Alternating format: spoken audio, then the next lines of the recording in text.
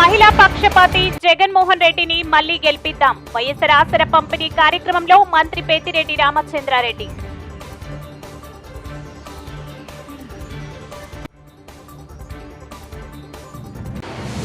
సత్యసాయి జిల్లా కదిరి, తనకల్లు, నల్లచెరువు, గార్లపెంట, కుర్లి, తలుపుల మహిళా సాధికారత కోసం నిరంతరం శ్రమిస్తున్న ముఖ్యమంత్రి వైఎస్ జగన్మోహన్ రెడ్డిని రెండోసారి గెలిపించుకొని రాష్ట్ర అభివృద్ధికి ప్రతి ఒక్కరూ తోడ్పాటును అందించాలని రీజనల్ కోఆర్డినేటర్ గనుల శాఖ మంత్రి పెద్దిరెడ్డి రామచంద్రారెడ్డి పేర్కొన్నారు.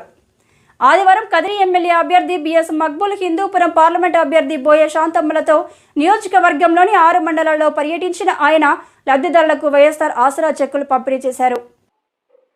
ఈ సందర్భంగా ఆయన మాట్లాడుతూ, ఇప్పటి వరకు రాష్ట్రంలో మహిళా అభివృద్ధి కోసం పాటుపడిన ఏకైక ముఖ్యమంత్రి వైఎస్ జగన్మోహన్ రెడ్డి. వైఎస్ఆర్ ఆసరా పేరుతో రాష్ట్రంలోని ప్రతి అక్క చెల్లెమ్మలకు రుణభారం తగ్గించిన ఘనత వైఎస్ జగన్మోహన్ రెడ్డిది. మహిళలకు అధిక ప్రాధాన్యతను ఇచ్చిన జగనన్న ఇంటి పట్టాలతో పాటు వైఎస్ఆర్ ఆసరా, వైఎస్ఆర్ చేయూత, అమ్మఒడి, విద్యా దీవెన, వసతి దీవెన వంటి పథకాలన్నీ వారి ఖాతాల్లోనే జమ చేయడం జరుగుతుంది. ప్రజా సంకల్ప యాత్రలో ఇచ్చిన హామీలను 99% నెరవేర్చిన ఘనత వైఎస్ జగన్మోహన్ రెడ్డికే దక్కుతుంది. అబద్ధపు హామీలు ఇచ్చి మాట తప్పడమే కాక మేనిఫెస్టోను ఆన్లైన్లో డిలీట్ చేసిన మోసకారి చంద్రబాబు. డ్వాక్రా రుణాలు మాఫీ చేస్తానని చంద్రబాబు చేసిన మోసం వలనే వైఎస్ఆర్ ఆసరా, సున్నా వడ్డీ పథకాలకు జగన్మోహన్ రెడ్డి శ్రీకారం చుట్టారు. రాష్ట్రంలో అర్హులైన ప్రతి ఒక్కరికి కులం, మతం చూడకుండా సంక్షేమ పథకాలు అందిస్తున్నాం. చంద్రబాబు పాలనలో జన్మభూమి కమిటీలు చెప్పిన వారికి మాత్రమే ప్రభుత్వ పథకాలు అందించేవారు. రాష్ట్రంలో దివంగత నేత వైఎస్ రాజశేఖర రెడ్డి తర్వాత ఆయన తనయుడు వైఎస్ జగన్మోహన్ రెడ్డి మాత్రమే పేదల పక్షాన నిలబడి వారి అవసరాలు తీరుస్తున్నారు. మీకు మంచి జరిగితేనే నాకు ఓటు వేయండి అని అడిగిన దమ్మున్న నాయకుడు మన రాష్ట్ర ముఖ్యమంత్రి వైఎస్ జగన్మోహన్ రెడ్డి. నాడు నేడు పథకం ద్వారా నాణ్యమైన విద్య, వైద్య సదుపాయాలు కల్పించారు. 14 సంవత్సరాల పాలనలో చంద్రబాబు ప్రజలకు చేసిన మేలు చెప్పుకోవడానికి ఒక పథకం కూడా లేదు. ఓటుకు నోటు కేసులో దొరికిపోయిన దొంగ చంద్రబాబు. తాత్కాలిక రాజధాని పేరుతో అమరావతిలో చేసిన అభివృద్ధి వాన నీటి పాలైంది. సొంత పార్టీ నాయకులకు దోచిపెట్టిన నాయకుడు చంద్రబాబు అయితే, సంక్షేమం పేరుతో రాష్ట్ర ప్రజలకు పంచిపెట్టిన నాయకుడు జగన్మోహన్ రెడ్డి.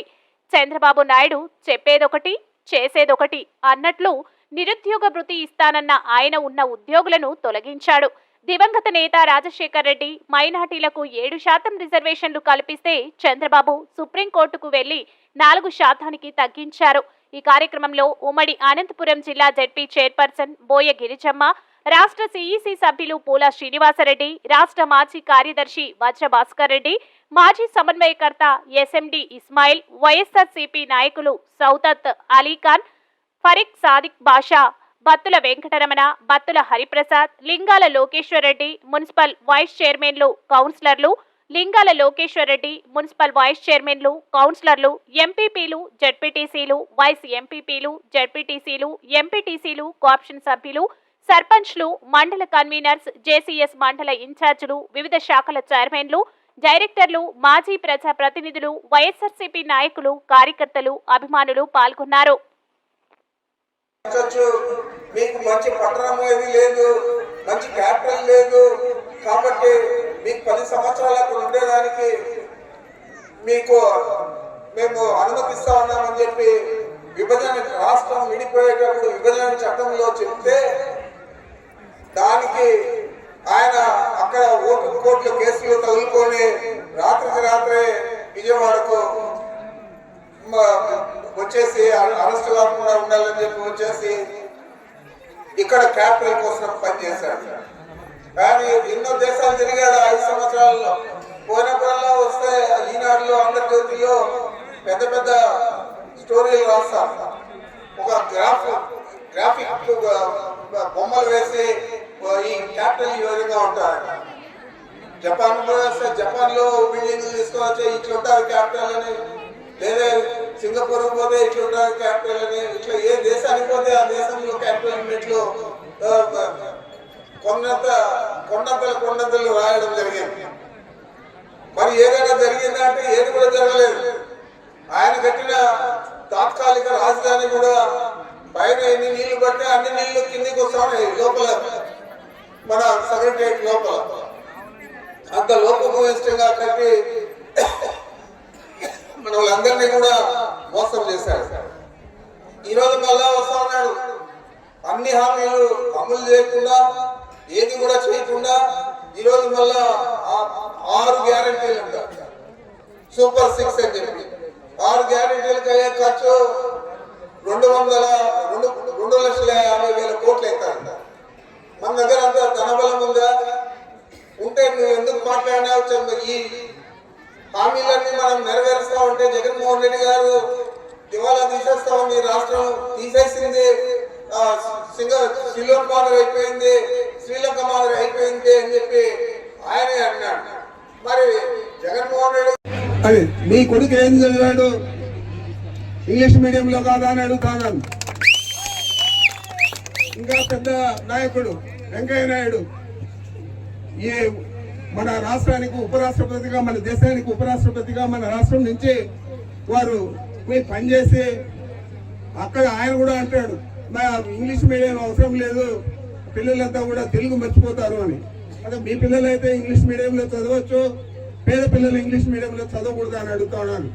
ఈరోజు అందుకే జగన్మోహన్ రెడ్డి గారు పేదలందరికీ కూడా అవకాశం కల్పించి కార్పొరేట్ తరాల్లో స్కూళ్ళన్నింటినీ కూడా నాడు నేడు కింద తీర్చిదిద్ది ఈరోజు చదివించే పరిస్థితి కల్పించిన విషయాన్ని కూడా ప్రతి తల్లి కూడా గుర్తు పెట్టుకోవాలా, ప్రతి తండ్రి కూడా గుర్తు పెట్టుకోవాలని మీకు మనం చేస్తున్నాను. ఈరోజు రేపు ఎన్నికల మేనిఫెస్టో వస్తుంది. మన ఎన్నికల్లో మనం చేసేటివన్నీ చెప్తాం. కొత్తగా ఏదైనా తీసుకొస్తే అమలు చేసేదానికి వీలైనవి తెస్తామని కూడా మీకు మనవి చేస్తున్నాను. అంతేగాని చంద్రబాబు నాయుడు మాదిరి ప్రతి మహిళకు కేజీ బంగారు ఇస్తాను, ప్రతి రైతుకు ఇంటికి ఒక బెంచ్ కారు ఇస్తాను, మరి ప్రతి యువకుడికి ఒక మోటార్ సైకిల్ ఇచ్చి ఇంకా నిరుద్యోగ వృత్తి ఇస్తాను, ఎంతమంది యువకులు ఉంటే అంతమందికి కూడా అని చెప్పే పరిస్థితి ఉంటాయని కూడా మీకు మనవి చేస్తాను. ఇవన్నీ నమ్మద్దండి. ఇవన్నీ అమలు చేసేదానికి వీలైతుందా కాదా అని ఆలోచన చేయండి. మీరే కాకుండా మీ పక్కింటి వారితోనో ఇంకొక మీ పక్క ఊర్లో వాళ్ళతోనో మాట్లాడితే వాళ్ళు కూడా ఏం చెప్తారో మీకు తెలుస్తుంది. ఈ రోజు జగన్మోహన్ రెడ్డి గారు అందుకే ధైర్యంగా చెప్తా ఉన్నాడు, నేను మేలు చేసింటే నన్ను ఆదుకోండి, ఆదరించండి, మీరే నా తరఫున ప్రచారానికి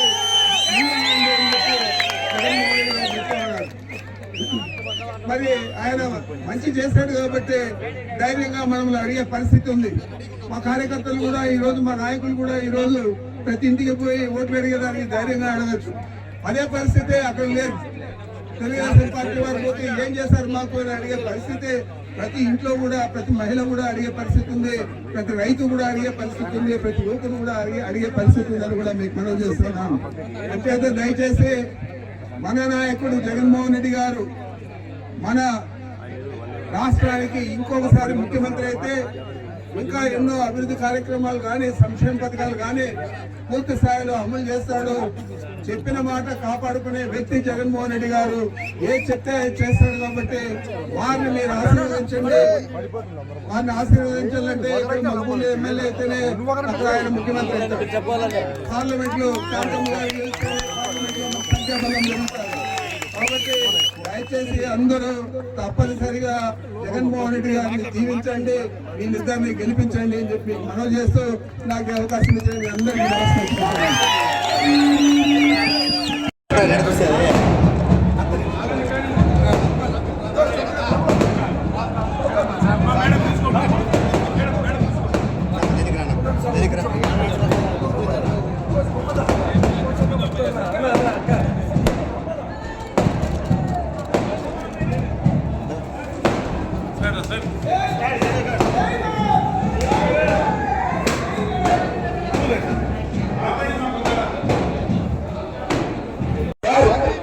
సార్, మాకు మా రైతుల కష్టాలు తీరాలంటే, మా రైతుల కన్నీరు చూడాలంటే మాకు ఖచ్చితంగా ఇక్కడికి ఒక మంది చెరువుకి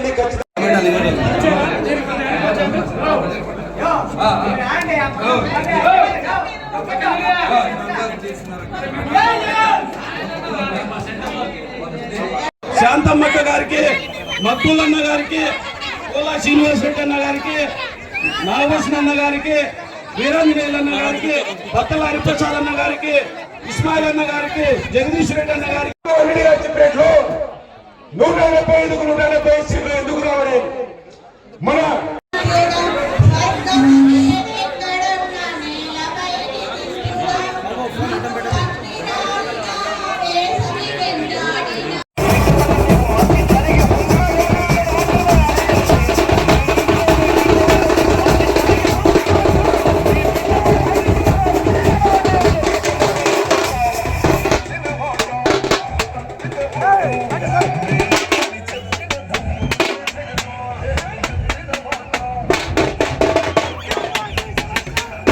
అభివృద్ధి కార్యక్రమాలు అయితేనే ప్రతి ఒక్కరికి కూడా ఇంటింటికి చేరుతున్నాయి. కాబట్టి ముఖ్యంగా మీ మహిళా మనులు ఖచ్చితంగా ప్రతి ఒక్కరు కూడా ప్రతి ఒక్క ఓటును కూడా ప్రభావితం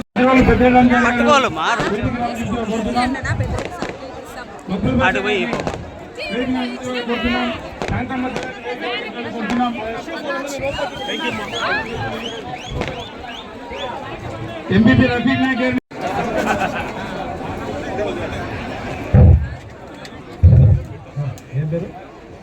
సుబ్బరెడ్డి ఈరోజు మన పుర్లి గ్రామానికి అయినటువంటి సోదరుడు బక్కుల అహ్మద్ని ఎమ్మెల్యేగా మన హిందూపూర్ పార్లమెంటుకు గౌరవనీయులు పెద్దలు శాంతమక్క గారిని పార్లమెంటుకు మంచి మెజార్టీతో ఫ్యాన్ గుర్తుకు 2 ఓట్లు వేసి గెలిపించాల్సింది.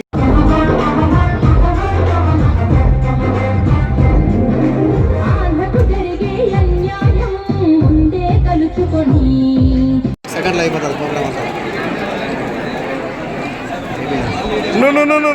తిరిగాడు ఇంకేం చేస్తాడు, దొబ్బేస్తారు చూడు, అయినా దొబ్బేస్తారు. ఈయన వస్తాడు, ఈయన ఎవరు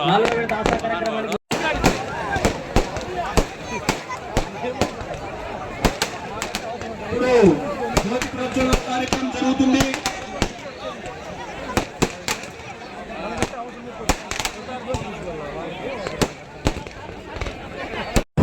ఈ యొక్క కార్యక్రమానికి మనము ముఖ్యమైనటువంటి ఎంతో ప్రతిష్టాత్మకంగా మనకు ఇచ్చేసినటువంటి 4,28,00,000 ఈ మండలానికి ఇచ్చినటువంటి ఈ యొక్క పాలతో అభిషేకం చేస్తున్నటువంటి మన యొక్క ముఖ్య అతిథులు మన యొక్క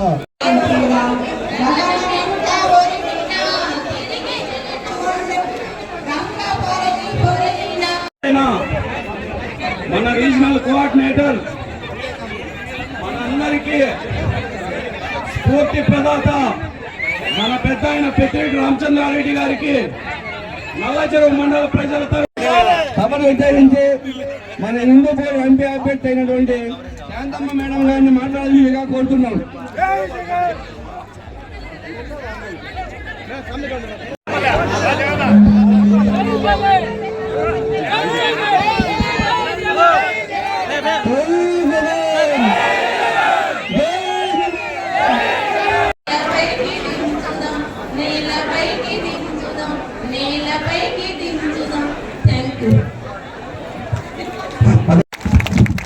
థ్యాంక్ యూ అన్నగారు మీకు.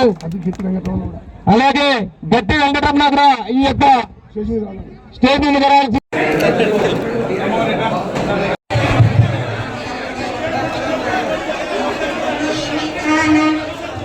ఇప్పుడు ఎంజీ రెడ్డి గారిని యువకులు